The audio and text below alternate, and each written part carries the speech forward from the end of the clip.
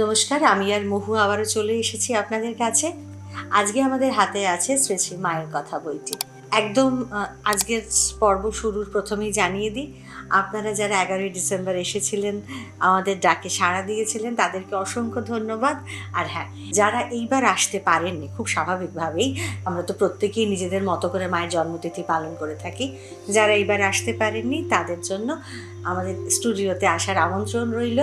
এলেই আমরা মায়ের কথা আলোচনা করব এবং আমরা চেষ্টা করব মাঝে মধ্যেই এরকম একটুখানি ছোট ছোট পরিসরে সকলে মিলে বসে যদি একটু মায়ের কথা আলোচনা করতে পারি। আমরা সেই ডেট আপনাদের আবারও জানিয়ে দেব। আজকে আমরা একদম সোজাসুজি চলে যাচ্ছি কথায়। এখানে শ্রী শ্রী মায়ের কথা এই বইতে একজন লিখছেন যে শ্রী শ্রী মা আমাকে দীক্ষাদানের পর বলেছিলেন, দেখো মা, আমি কোরে রানীকে মন্ত্র দিই না, তবে তুমি ভালো তাই দিলুম। দেখো যেন আমায় ডুবিও না। শিষ্যের পাপে গুরুকে ভুগতে হয়, সবসময় ঘড়ির কাঁটার মতো ইষ্টমন্ত্র জপ করবে। এটা খুব মানে এই প্রসঙ্গে মা এটা সবাইকে অবভিয়াসলি সবাইকে যদি এখন দিতে বসেন, একবার সেটা উনি বলেও ছিলেন, মনে আছে বোধহয় সরজুবালা দেবীকে, যে সে কি জ্বালা কি যন্ত্রণা হয় শরীরের মধ্যে, কারণ সকলের পাপটাকে গ্রহণ করে খারাপ জিনিসটা সেই তো। এটার একটা প্রসঙ্গ। আমাদের আজকে আসলে এইটা উদ্দেশ্য নয় কথা বলার। এরপরে উনি লিখছেন, আর একবার শ্বশুরবাড়ি যাবার সময়, মানে যার লেখা তিনি বলছেন যে তিনি যখন শ্বশুরবাড়ি যাচ্ছিলেন, যাওয়ার আগে মা তাকে বলেছিলেন, কি সুন্দর একটা ছোট্ট চিত্র না, যে মেয়ে আজ শ্বশুরবাড়ি যাচ্ছে, দেখো মা তাকে একটু শিখিয়ে পড়িয়ে দিচ্ছেন। মেয়েটি যখন শ্বশুরবাড়ি যাচ্ছিল সেই সময় মা তাকে বলেছিলেন, যাবার সময় কারু সঙ্গে মিশবে না, কারু জামাই বেয়াই কুটুম আসুক তার কোনো কিছুতেই থাকবে না, আপনাতে আপনি থেকেও যেও না মন কারু ঘরে। ঠাকুর নারকেল নাড়ু ভালোবাসতেন, দেশে গিয়ে তাই করে তাকে ভোগ দেবে, আর তার সেবা জপ ধ্যান বাড়াবে, ঠাকুরের বই সব পড়বে। এইরকম করে আবার একটা জায়গায় মা আবারও বলছেন অন্য আর একজন স্ত্রী ভক্তকে, যে এই দেখো, একজন তীর্থ করতে গিয়ে কেমন ঠোকর খেয়ে এসেছে, তীর্থ গমন দুঃখ ভ্রমণ, মন উচাটন হইও না রে, ভ্রমিয়ে 12 ঘরে বসে 13 যদি করতে পারো। সুন্দর কথাগুলো না? তারপরে মা আবার আর একটা জায়গায় বলছেন যে যার উপর যেমন কর্তব্য করে যাবে, কিন্তু ভালো এক ভগবান ছাড়া কাউকে বেশো না, ভালোবাসলে অনেক দুঃখ পেতে হয়।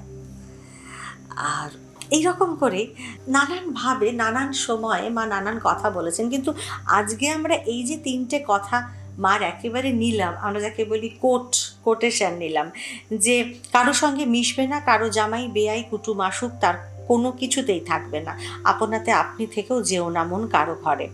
আর একটা হলো, এই দেখো, একজন তীর্থ করতে গিয়ে কেমন ঠোক্কর খেতে এসেছে, ভ্রমিয়ে 12 ঘরে বসে 13 যদি করতে পারো। আর একটা বলছেন যে যার উপর যেমন কর্তব্য করে যাবে, কিন্তু ভালো এক ভগবান ছাড়া আর কাউকে বেশো না, ভালোবাসলে অনেক দুঃখ পেতে হয়। এই 3টে কথা যেন আমাদের একেবারে জীবনের, আমাদের একেবারে সংসারের সারবাক্য। একদম, তাই না বলো? আজকের দিনেও একেবারেই। কারণ দেখো, তুমি বোধহয় প্রথমটা নিয়ে আমাদের যেহেতু অনেক আলোচনা হয়েছে, তবু প্রথমে তুমি যেটা আরম্ভ করেছিলে যে দেখো মা, আমি করে রাড়িকে মন্ত্র দিই না, আমাকে ডুবিও না, শিষ্যের পাপে গুরুকে ভুগতে হয়, এটা নিয়ে আমাদের আগেও আলোচনা হয়েছে। তবু যখন যেহেতু এই পড়ার মধ্যে তুমি নিয়ে এসেছো, খুব ছোট্ট করে যেটা একটু ছুঁয়ে যাওয়ার জন্য যেটা বলা, যে আমরা অনেকেই দীক্ষা নিতে ছুটি বিভিন্ন জায়গায়, তো মাতাজি মহারাজ যার যেখানে পছন্দ, কিন্তু সবকিছুরই যেন একটা প্রস্তুতি থাকে, আমরা প্রস্তুতিটা জানি না। গিয়ে একটা বসে পড়লাম, দীক্ষা নিয়ে নিলাম, অত একটা নাম নিয়ে নেবো, ব্যাস, আর আবার ওনার এত কি হবে। শিষ্যের পাবে গুরুকে ভুগতে হয়, মা যেটা যখন বলেছেন তখনও যেটা যেমন প্রাসঙ্গিক ছিল, আজও কিন্তু সেই একই রকম প্রাসঙ্গিক। কারণ এই যে একটা ব্রিজ তৈরি হচ্ছে, আমরা বাইরে থেকে বুঝতেও পারি না, এতটা আমরা খেয়ালও করি না, বা এতটা আমরা ডিপলি ভাবিও না। গুরুর থেকে শিষ্যে আসছে নামটা, নামের মধ্যে দিয়ে শক্তি, সেই শক্তি আমরা জাগালে সেই শক্তি জাগবে, কিন্তু সেটা তার ভেতর থেকেই আসছে। এবং ভাইসি ভার্সা, ওই একই ব্রিজে যে ওয়ান ওয়ে তা তো নয়, আমাদের থেকেও যাচ্ছে তার দিকে। তো আমাদের থেকে তাহলে তার দিকে কি যাচ্ছে? আমাদের সমস্ত রকম দোষের বোঝা, আমাদের সমস্ত রকম অন্ধকার, আমাদের সমস্ত রকম কালো, যে কারণে মা পরিষ্কার বলছেন যে এই শরীর দেব শরীর যেন, এতে কেন রোগ ভোগ হয় ভক্তদের পাপ নিয়ে।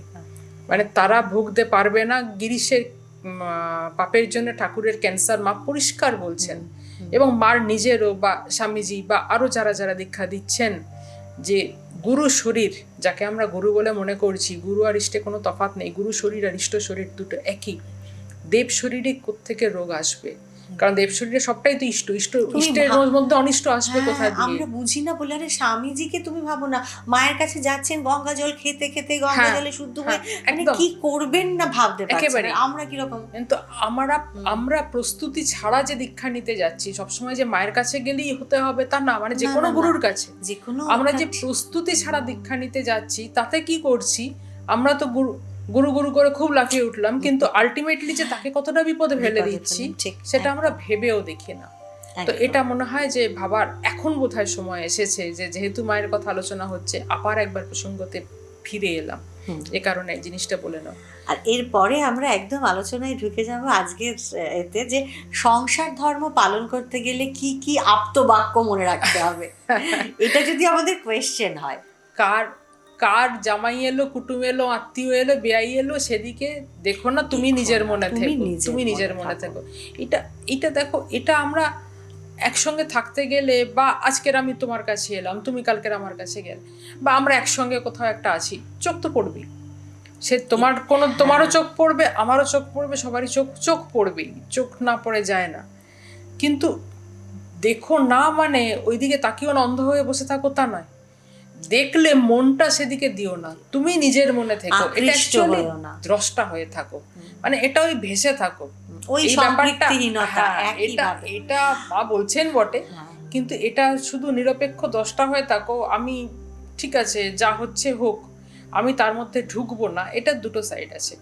একটা সাইডে মানুষ বলতে পারে তাহলে তো যেখানে যা হচ্ছে হোক আমি সেখানে ঢুকবো না, যদি চোখের সামনে দেখি খারাপ হচ্ছে, মানে যুক্তি তো প্রচুর আছে, তাহলে আমি কিছু বলবো না যুক্তি। হ্যাঁ, বলছি কি উঠতে পারে। হ্যাঁ, এটা একটা দিক আছে যে তাহলে আমি নিজে স্বার্থপরের মতো আছি।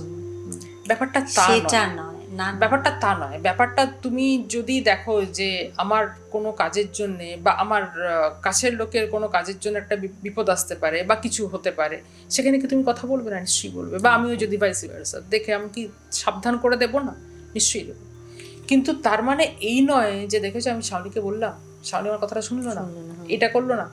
ভেতরে ভেতরে এই যে মানে মন, তুমি একবার বলে দাও তাকে, ব্যাপারটা বুঝিয়ে দাও, এবারে সে শোনার হলে শুনলো, না শোনার হলে শুনলো না, কিন্তু তুমি তোমার মনটাকে সারাক্ষণ ওইদিকে ফেলে রেখে দিয়ে যে এটা হলো ওটা হলো সেটা হলো, সারাক্ষণ ওইদিকে ফেলে রেখে দিয়ে মনটাকে অহেতুক উদ্ব্যস্ত করে তুলো না। আসলে এগুলো সবই জানো তো একটা হলেই অহংয়ের শিক্ষা। মানে আসলে আমরা কেন, মানে আমি বললাম তাও কেন শুনলো না, তাতে ওর যতটা না ভালো কথা ভাবি, তার থেকে বেশি ভাবি আমি বললাম আমার কথা শুনলো, ব্যাপারটা এইটা আসে। আর আমি দেখেছি সাংসারিক ক্ষেত্রে এটা ভীষণ হয়, প্রত্যেকের ব্যাপারে নাক গলায়, যে যারটুকু করে নিলেই হয়। কিন্তু এটাতে মনে হয় অনেক সময় সংসারে থাকতে গেলে ও তো সংসারে থেকেও নেই, কেমন অ্যালুফ হয়ে থাকে। কিন্তু এটাতেই বোধহয় শান্তিটা বজায় থাকে, শান্তি বজায় থাকে একদম। এবং নিজেও না, এবং বিশেষ করে মহুয়া আজকের দিনে, আমি আজকের দিনেটা বারবার বলছি, আমরা একটা সময়ের পরে প্রত্যেকে, বিশেষ করে আমাদের উইকডেতে যেদিন আমাদের কাজের জগৎ থাকে, তুমি বলো আমরা একটা সময়ের পরে প্রত্যেকে কোথায় গিয়ে ক্লান্ত হয়ে পড়ি না মানসিকভাবে, মানে অন্তত মাথার দিক থেকে, যে একটা সময় আসে মাথা আর নিতে পারে না একদম এই সময়। কারণ আমরা এটা সকলে জানি, কলকাতা শহরে বা পশ্চিমবঙ্গ এই রাজ্যে আমরা যারা কাজ করছি, এবং আমরা মেনলি যারা বাংলা ভাষা নিয়ে কাজ করি, আমরা অনেক কাজ করতে হয় আজকের দিনে, এবং তার মানে পরিমাণ, টাকার পরিমাণ ভীষণ কম পাই। আপনারা বিশ্বাস করবেন কিনা জানি না, একটু 4-5টা খোঁজ নিলেই জানতে পারবেন আমাদের উদয়স্ত পরিশ্রম করতে হয়। মানে মাঝে মধ্যে এক সময় সত্যি মনে হয় যে বোধহয় এর থেকে কোনো শারীরিক কায়িক পরিশ্রম করলে বোধহয় আমরা এর থেকে অন্তত হয়তো আমাদের মন, শরীর, মাথা সবটা লাগতো না, অন্তত কোনো একটা অর্গান হয়তো একটু বাঁচিয়ে ঠিকঠাক একটু সাশ্রয় করে রোজগার করতে পারতাম। এত পরিশ্রম হয়ে গেছে এখন কাজে, এবং সেই জায়গা থেকে আমার সবসময় মনে, আমি যখন ভীষণ ক্লান্ত হয়ে পড়ি, আমি তখন একমাত্র হাত পা ছড়িয়ে বসে মায়ের কথাই ভাবতে ইচ্ছা করে শুধু। ওই আশ্রয়টা যে কি সাংঘাতিক আশ্রয়, কারণ অ্যাকচুয়ালি তো আমাদের শরীর আশ্রয় চায় না, মন আশ্রয় চায়, যেখানে আমাদের নার্ভগুলো আশ্রয় চায়, যেখানে এই আশ্রয়টা তো ঠিক গায়ে হাত বুলিয়ে দিলে বা মাথায় একটুখানি আরাম দিলে সেই আশ্রয় নয়। এটা নার্ভগুলো একটু সুদিং হতে চায়, একটু রিল্যাক্স হতে চায়। সেই আশ্রয়টা একমাত্র এই কথাগুলো দিতে পারে, যে তুমি কেন সব ব্যাপারে নাক গলাচ্ছ, যতটুকু হবার হবে, যতটা হবার নয় হবে না, এবং এটাতে পরিশ্রমও কম হবে, অনেক কম হয়, মানসিক পরিশ্রম কম হয় একেবারে। মানসিক পরিশ্রমই মানুষকে ক্লান্ত করে। তার মানে এই যে যেটা উনি মা বলছে, এবার তাহলে আমাদের প্রশ্ন আসবে যে ও এটা তুমি বললে, তাহলে কি আমরা একটা সময় পর্যন্ত দেখে তারপরে সেটা নিয়ে ভাববো না, ছেড়ে দেবো না? উনি বলছেন যে যতটা কর্তব্য করো। এবার আমাদের তো ম্যাক্সিমাম কাজ হয়, আমরা একটু কাজের কথাই আলোচনা করছি, দেখবেন আপনাদের সঙ্গেও মিলে যাবে কোথাও না কোথাও, যে ওরে তুই এটা করলি, ওরে তুই ওটা করলি, মানে মহুয়ার তো এটা বোধ হয় 70% সময় এটা করতেই চলে যায়। এই তুই এটা, আজকালকার ছেলেপিলেদের সাথে কাজ, হয়তো আমাদের একটু বয়স বেড়েও গেছে, তো সেই কারণে এরা খুব ক্যাজুয়াল থাকে, বুঝলেন? আজকালকার ছেলেপিলেরা মানে এই করে দিচ্ছি, এত টেনশন নিও না, এত চাপ নিও না, এসব ব্যাপার স্যাপার আসে এদের মধ্যে, এসব কথা শুনি। কিন্তু ওই আমাদের হ্যাবিট একটা করলি না, ওটা করলি না, এই যে করলি না কনস্ট্যান্ট করে যেতে হয়, এটাতে তো সে যতটা না দায়িত্ব তার বাড়ছে, তার থেকে তো আমাদের যারা আমরা করছি, আমাদের অনেক বেশি উত্তক্ত হতে হচ্ছে, আমরা অনেক বেশি মানে অনেক বেশি টেন্সড হয়ে যাচ্ছি, অনেক বেশি আমাদের খুব নার্ভে প্রেশার পড়ে, নিজের কাজের চেয়ে অন্যের কাজ নিয়ে বেশি চিন্তা। এবার এইগুলোও আমাদের প্র্যাকটিস করা, যে এই প্র্যাকটিসটাও ভীষণ দরকার, যে আমাদেরও প্রত্যেকের কোথাও গিয়ে নিজেকে তো বাঁচাতেই হবে, কারণ সত্যি বলতে কি এই কাজ, প্রতিদিনের কাজ আমাদের কোনোভাবেই তো পারির করি নয়, এটা তো জানি আমরা সকলেই। আমাদের হাতে ক্যাপিটাল তো অন্য জিনিস রাখতেই হবে। তো এইটাই এই কারণে আলোচনা করা, এবং যাতে আমরা যে ক্ষেত্রে থাকি, যে স্ফিয়ারে থাকি, প্রত্যেকেই যাতে আমরা এইগুলোর ইমপ্লিমেন্টেশনটা বুঝতে পারি। একেবারে। এবং এটার জন্য আমার নিজের যেটা মনে হয় শাওলি, এটা তুমিও হয়তো আমার সঙ্গে একমত হবে, যে দেখো আমাদের এই টিকটিকটা করে যেতেই হবে। আমি কাজের উদাহরণ দিয়ে বলছি, তোমাকেও করে যেতে হবে, আমাকেও করে যেতে হবে, প্রত্যেকেই করে যেতে হবে, কারণ আলটিমেটলি কাজটা যেটা উদ্ধার হবে, আমি একদম কাজের দিক থেকে বলছি, যে সেখানে ধরো তোমার ক্লায়েন্টের দিক থেকে, সেখানে তোমার ক্লায়েন্ট দেখবে না যেটা মহুয়া করে দেয়নি না সত্য করে দেয়নি, এটা আলটিমেটলি এলো যে শাওলি মজুমদার কাছ থেকে এরকম জিনিসটা আসছে, তো সেইটার জন্য একটা করে যেতেই হবে কন্টিনিউয়াস। তো কারণ জবাবদিহির ফেস হিসেবে তো মহুয়া বা সত্য সেখানে দাঁড়িয়ে নেই, সেখানে দাঁড়িয়ে আছো তুমি। তাহলে যে এইখানে তোমাকে যদি সারাদিন ধরে টিকটিক করতে হয়, তা সত্ত্বেও যে এই মায়ের কথার এই জায়গাটার ইমপ্লিমেন্টেশনে, যে কার জামাই এলো কার শ্বশুর এলো দেখো না, আমরা যদি আমাদের কাজের ক্ষেত্রে নিয়ে আসি, তাহলে যেটা করা উচিত মানে ওটাই সাধনা, ওটাই প্র্যাকটিস। আমরা যত যাই করি আমাদের মনটা সেখানে লাগবে না, মানে এই মনটাকে বিচ্ছিন্ন করা, যেটা ঠাকুর বলেছিলেন, সেই ওই ঝুনো নারকেল দেখেছো তো ছোটবেলায়, যে নাড়ালে ডক ডক ডক ডক করে একটা আওয়াজ হয়, তো ওগুলোর ভেতরটা শুকিয়ে যায় বলে, যে কারণে তুমি মনটাকে তুলে নাও, ওই ডক ডক ডক ডক করে আওয়াজ হবে, তখন দেখবে যে কোনো এক সময় হয় না তা নয়, তখন দেখবে তুমি, বা মনটা যদি তুমি সরিয়ে নিতে পারো, কোনো এক সময় হয়তো মনটা সরে গেছে, দেখবে তুমি মুখে বলে যাচ্ছ, কিন্তু সারাদিন বলে গেও তো ভেতরে কিছু এফেক্ট করে না। ওইখানে ওই মনটাকে সেই ওই জায়গাটায় সম্পৃক্ত না হওয়া, যে ঠিক আছে এটা করলি না, মানে ওই বলাটাও যেন সুপারফিশিয়ালি হয়, কিন্তু সেইটার জন্য একটা নিরলস সাধনার দরকার, যেটা বোধহয় কিছুদিন আগে আমি তোমার একটা জ্ঞান দিয়ে একটা মেসেজ করেছিলাম, যে ভাই আর যাই হোক আমরা যতই মুখে বলি যে যারা কর্ম মানেন না তারাও এই ব্যাপারগুলো প্র্যাকটিস করুন, এই করুন এই করুন, কিন্তু কোথাও একটা স্রোত, ফল্গু ধারার স্রোতের মতো কোথাও একটা নিরন্তর সাধনা ভীষণভাবে প্রয়োজন। এবং এই নিরন্তর সাধনাটা, যেটা আমাদের একসময় আলোচনায় বারবার উঠে এসেছিল, আমরা মায়ের জীবনটাও দেখেছি যেটা তুমি খুব বলো যে একেবারে আমোদন নদীর মতো ধারাবাহিকভাবে বয়ে গেছে, সেখানে কোনো তরঙ্গ এসে পড়েনি। এবং মার জীবন তো বোধহয় সব থেকে বড় ঘটনাবহুল জীবন, মানে কারণ অবারিত দ্বার, যে পারছে সে এসছে, পাগল ছাগল বদমাস চোর এবং চোরটা ঠাকুরের কাছে আসার তবুও যে তুমি একটা আগের সপ্তাহে বোধহয় আলোচনা করছিলে, একটা মাপকাঠি আছে, একটা ক্লাস আছে, এখানে তো এসে মা মানে, এবং এক এক সময় আমরা দেখেছি না যে মায়ের বাড়িতে এসেছে মার সাথে দেখা করতে, কি সেই অসাধারণ সৌন্দর্য, অসাধারণ সেজে গুজে ঠাকুর বাড়ি এসছে না বিয়ে বাড়ি এসছে, মা তার বলে কত দেখো, গন্ধ, কত গন্ধ। হ্যাঁ, তো মা তো মাকে তো এদেরও হজম করতে হয়েছে আমাদের এবং শুধু বাসায়। তাই না, মা শুয়ে আছেন, এসে বলছে মা আমার একটা পাখি, একটা গরু, গরুটা দুধ দেয় না, গরুটা দুধ মা হ্যাঁ করছে। ভাবো। তুমি ভাবো, তুমি প্রচন্ড পরিশ্রম করে এসে শুয়েছো, তোমাকে একজন কেউ এসে বলছে আমার নাতিটা কাল করছে, তুমি তো তাকে মেরেই দে।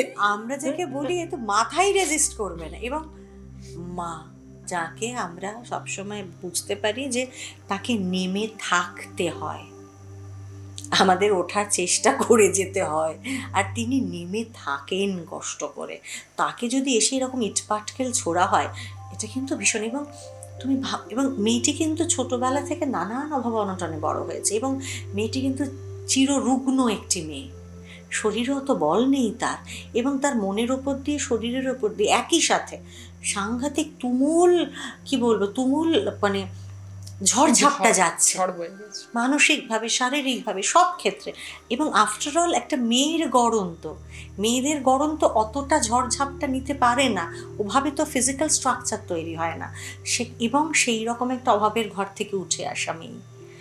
আমি ঐশ্বরিক শক্তি আবার ওটাকে আমি সাইডে সরিয়ে বলছি, যে কারণ আমরা তো মায়ের ওই বাইরের খোলসটাকেই শুধু নিজের মতো করে ইমপ্লিমেন্ট করার চেষ্টা করব, মার ভেতরের তো ইমপ্লিমেন্ট করার আমাদের ক্ষমতা নেই। এবং ওটা বারবার ভাবতে গেলে না মা অনেক দূরের হয়ে যাবে, যে তিনি তো দেবী, তিনি তো দেবী। হ্যাঁ, আমাদের কথা হলো একজন যথার্থ মা, আদর্শ মা, তিনি যেভাবে লাইফটা লিড করে গেছেন, আমরা চেষ্টা করব তার একটু ছুঁয়ে ছেনে যেটুকু তার ছেঁকে আমরা বের করে আনতে পারি। তো সেই ক্ষেত্রে এটা কি প্রচণ্ড একটা টাফ বিষয় হতো ওর ক্ষেত্রে, তো সেটা হয়নি, তার কারণ ওই অসম্পৃক্তি। এবং আরেকটা জানো তো, কোথাও এই যে দেখো যে তীর্থ ভ্রমণ দুঃখ গমন, মা যেটা বলছেন এখানে যে ভ্রমীয় 12 ঘরে বসে 13, তোমার মানে ভ্রমণ করলে তুমি হয়তো 12 পেলে, ঘরে বসে তুমি 13 পাচ্ছ, তার মানে সেই মনের ওপর জোর দিচ্ছে একেবারেই মন, তার মানে কোথাও একটা নিয়ন্ত্রণ, জানো তো সামনে একটা কোথাও নিজেকে গুটিয়ে শাসন করতে হয়, একদম নিজেকে, মানে গুটিয়ে আনা মানে অসামাজিক হয়ে যাওয়া নয়, না না, গুটিয়ে আনা মানে জগৎ থেকে সরে গিয়ে মুখ পেঁচার মতো করে বসে থাকা নয়, কোটরে ঢুকে বসে থাকা নয়, কিন্তু সবেতে আছি কিন্তু কিছুতে নেই, এই জায়গাটা ভীষণভাবে জরুরি, বিশেষ করে আজকের দিনে তো বটেই। এবং বিশেষ করে আমি বারবার যে কারণে এখানে স্পিরিচুয়ালিটি কথাটা বলতে বাধ্য হচ্ছি, যারা একটু শান্তি চাই, স্পিরিচুয়ালিটি যদি তুমি বলো যে কেন স্পিরিচুয়ালিটি, শান্তি। আমরা ছোটবেলায় অনেক পড়তাম, ওই ট্রাকের পেছনে লেখা থাকতো কি সুখ স্বপনে শান্তি শ্মশানে, কিন্তু হ্যাঁ ট্রাকের পেছনে বড় বড় করে লেখা থাকতো, হ্যাঁ হ্যাঁ তুমিও দেখেছো, বলে নিশ্চয়ই দেখেছি, হ্যাঁ। তো হ্যাঁ আমরা ট্রাকের পেছনে তুমিও দেখতাম, তো কিন্তু শ্মশানে যাবার আগেই এই জন্মেই বেঁচে থাকতে থাকতে শান্তি যদি উপভোগ করতে চাই ভাই, স্পিরিচুয়ালিটি দরকার, ভীষণভাবে দরকার। স্পিরিচুয়ালিটি মিন্স স্পিরিট, ঠাকুর ঘরে বসে ঘন্টা নাড়া নয়, ঠাকুর ঘরের আচার নয়, ঠাকুর ঘরের প্রতি নিশ্চয়ই ভক্তি শ্রদ্ধা সমস্ত থাকবে, কিন্তু সেটা হচ্ছে একটা শক্তি পাওয়ার জন্য, একটা শান্তি পাওয়ার জন্য, একটা আশ্রয় পাওয়ার জন্য, ওটাই শেষ কথা নয় যে আমি শুধু ঘন্টা নাড়লাম মানে আমি স্পিরিচুয়াল হয়ে গেলাম। নো, আধ্যাত্মিকতা হচ্ছে ব্যবহারে, আচরণে, যেটা স্বামীজি থেকে রাজা মহারাজ থেকে ঠাকুর থেকে সবাই বলে গেছেন, তোমার আচরণ দেবতার মতো করো, তুমি দেবতা, নইলে বসে বসে লক্ষ্য জপ করলেও কিছু হবে না, আচরণে বদলাতে হবে। মা তো সেটা বলার শেষ কথা, মা পরিষ্কার বলে গেছেন যে ভর্তি হলে তো উপচে পড়বে। একজন বলছে যে কুসুম দিদি তোমরা কথা বলো না, তোমরা তো ভর্তি হয়ে আছো, মা বলছেন ভর্তি হলে তো উপচে পড়বে, স্বভাব বদলানো দরকার, পরিষ্কার স্পিরিচুয়ালিটি স্বভাবে। একদম, তুমি যদি শান্তি চাও, আমি যদি শান্তি চাই, কোথাও একটা নিজেকে গুটিয়ে আনতে হবে, মানে ওই আমার ওপর নেই ভুবনের ভার, গোটা বিশ্বের ভার আমার ওপর নেই। এবার আমি যদি ভাবি অমুকের ছেলে কেন মানুষ হলো না, তমুকের ছেলে কেন মানুষ হলো না, তমুকে কেন বিদেশে গেল, তার মাকে ফেলে, আরে ভাই গেছে তো যাক না, ওদের রাজ্য, ওদের ব্যাপার, ওদের কাছে, তো আমার ব্যাপার আমার কাছে, আমি যদি সবাইকে ভালো রাখতে চাই, সেটা করার জন্য ভাই যোগ্যতা দরকার হয়। ঠাকুর বলেছেন আগে তেলটা মাখো, তারপর তো কাঁঠালটা ভাঙবে। আগে নিজেকে বানিয়ে নিজে সেই জায়গায় না পৌঁছানো পর্যন্ত আমি জগতের উপকার করতে পারবো না। তার আগে কালী দর্শন করি, তারপর না হয় কাঙালি বিদায় নিজেকে হবে। নিজে ভালো করে রাখি, নিজেকে একদম নিজেই পারি না, নিজেকে আর সারা রাখতে। জগৎকে নাকি ভালো রাখছি আমরা। ওইটাই আসলে আমরা ভীষণভাবে ব্যক্তি কেন্দ্র থেকে চ্যুত, তো মানে মানে কেন্দ্রচ্যুত আর কি, কেন্দ্রচ্যুত বলেই না আমরা এই কক্ষপথে ঘুরে বেড়াই। অথচ মানে কেন্দ্র থেকে মানে কেন্দ্রের সাথে যদি আমরা একটা ওই সুতো দিয়ে ধরে থাকে না, সেইটা যদি সুতোর টানটা থাকতো তাহলে আমাদের চলাটা অনেক একেবারে। সহজ তুমি হতো। শঙ্করাচার্য পড়ছো, একদম তুমি শঙ্করাচার্য একদম। পড়ছো, এডিট করছো, সম্পাদনা করছো, তুমি পড়ছো, তুমি নিজে দেখো, তুমি নিজে জানো যে শঙ্কর তার ওই 32 বছর জীবনের মধ্যে কত কাজ করেছেন। ঠিক ঠিক। স্বামীজি একদম। তার 39 বছর কি কি করেছে, মানে তার হিসেবই রাখতে পারবো না। স্বামীজি বলেই গেলেন যে এই বিবেকানন্দ কি করলো, আর একটা বিবেকানন্দ এলাতে জানতে পারবে। তো বুদ্ধ কি করেছেন, অথচ এরা তো সেই অবস্থাটা লাভ করার পরে পরে করেছেন, যে কারণে ওই কর্মহীন, কিন্তু তাদের মতো কর্মী আর কেউ নেই। আমরা যদি কৃষ্ণের লাইফ করি, যে এক জীবনের মধ্যে কত কাজ, আমরা তো তার বোধহয় সিকিভাগেরও সিকিভাগ করি না, তাতেই আমরা ক্লান্ত হয়ে পড়ি। তার কারণ আমরা এই অবস্থাটা লাভ করি। একটা জায়গায় পৌঁছে ভাই গাছটাকে এক বড় হবে, তবে তো হাতিটা বাঁধা যাবে। তুমি চারা গাছে হাতি বাঁধতে তো পারবে না। এইটা কারণটার জন্যই স্পিরিচুয়ালিটি আগে নিজেদের প্র্যাকটিস করা দরকার। প্রায় এখন এটা বারবার বলা এই কারণে, এখন সমাজের অন্তত 50-60% মানুষ দীক্ষিত, হ্যাঁ, দীক্ষা নেন, যে কোনো অর্ডারের হোক দীক্ষা নেন, কিন্তু এই দীক্ষা নেওয়ার পরে অন্তত সেই দীক্ষা মন্ত্রটা ধরে বা যাই হোক যেটা ধরে বা মানুষের নিজের পছন্দ আছে সেইটা ধরে যদি আমরা একটু অগ্রসর হওয়ার চেষ্টা করি, নিজেদের এই ব্যস্ত লাইফেই কোথাও একটা না ফার্ম জায়গা পাবো, দাঁড়ানোর মতো জায়গা পাবো, ভেসে বেড়াতে হবে না। মন্ত্র পড়া, জপ করা, এগুলো তো আছে, এগুলো একটা প্র্যাকটিস, কিন্তু সব সময় যে আপনি হয়তো জপ মন্ত্র ওগুলো মানে জপও করতে পারছেন না, মন্ত্র জপ, তার মানে কি আপনি সবসময় কাজের মধ্যে আছেন, ওটা না আজকে তো জপ করা হলো না, আচ্ছা একটা একটুখানি সময় বের করে চট করে একটুখানি বসে নিই, ওই টিক মারা কাজটারও বোধহয় কোনো প্রয়োজন নেই। টিক মেরে কাজটা এটা কিন্তু জব করতে করতে মানে একটা প্র্যাকটিস করতে করতে প্রথমে মনে পড়বে না, তারপর মনে পড়বে। দেখবে প্রথম দিন হয়তো তোমার 3 ঘন্টা পর মনে পড়ছে, তারপরে সপ্তাহে তোমার অন্তত 2 ঘন্টা পর মনে পড়বে, একটু আগে আগে আসবে। এটা হচ্ছে কোথাও একটা মনটাকে কনসেন্ট্রেট করা, এক্স্যাক্টলি একটা নামে একটা শক্তিতে কনসেন্ট্রেট। এবার এইটা করার যখন সবসময় সময় পাও, এমন তো এটা নয় যে আমরা যখন জব করবো একমাত্র তখনই কনসেন্ট্রেট করে বসবো। আসলে এটা একটা প্র্যাকটিস। ওই যেমন আর কি গান করার সময় তো লোকে একটা পার্টিকুলার টাইমে রেওয়াজ করে, বা একটা পার্টিকুলার টাইমে ছেলেমেয়েরা পড়তে বসে, এটাও তেমন, এটাও আরেক ধরনের পড়াশোনা, যে পড়াশোনাটা ওই একটা পার্টিকুলার টাইমে করলাম, কিন্তু তার মানে এই নয় বাকি সময়টা আমি আর সেই পড়াশোনার প্র্যাকটিসটা লাইফের মধ্যে নিলাম না। এই প্র্যাকটিসটা, এই কনসেন্ট্রেশনটা এবং এই মনটাকে ধরে রাখার ব্যাপারটা, এটা একটা প্র্যাকটিস। এটা সত্যিই আমাদের আজকের দিনে ভীষণ প্র্যাকটিস করতে হবে। সোমেশ্বরানন্দ যে একটা জিনিস খুব বলতেন, যে আমরা বন্ধু পাই না বলি, কেউ যদি তার মানে শুরুতে বলে খেলার ছলে আরম্ভ করো না, নিজের মনের সঙ্গে কথা বলো। ঠিক, মন তুই এখন এখানে বস, মন আবার যাচ্ছিস, মন এখানে বস, মন এখন ওখানে যাবি না, মন এখন এটা দেখ। সুন্দর প্র্যাকটিস, কন্টিনিউয়াস মনের সঙ্গে কথা বলতে বলতে বলতে বলতে আলটিমেটলি মন তোমার কথা শুনবে। একদম। আসলে না, সব কিছুকেই তো শাসন করতে হয় একদম। আর নিজের সঙ্গে নিজের কখনো তঞ্চকতা চলে না, নিজেকে কেউ ঠকাতে পারে না, কাজেই নিজের পুলিশটা নিজেকেই হওয়া ঠিক হয় আর কি, ঠিক করা যায়। আর আমাদের কোনো একটা এপিসোডে আমরা বোধহয় আলোচনা করেছিলাম এই বুড়ি ছুঁয়ে থাকা, তার কমেন্টে আমরা অনেক পড়েছিলাম যে হ্যাঁ দিদি বুড়ি ছুঁয়ে থাকছি। এক্স্যাক্টলি, জানেন তো আজকে একদম শেষ পর্বে মানে শেষ জায়গায় চলে এসেছি, আমরা এবার শেষ করব, কিন্তু আসল কথা ওটাই, আমাদের না বুড়ি ছুঁয়ে থাকতে হবে। ওই ছুঁয়ে থাকলে, খুঁটিটা ছুঁয়ে থাকলে সত্যি আমরা ওই খুঁটির চারপাশে ঘুরবো, কিন্তু সেখান থেকে বিচ্যুত হব না, টানটা থাকবে।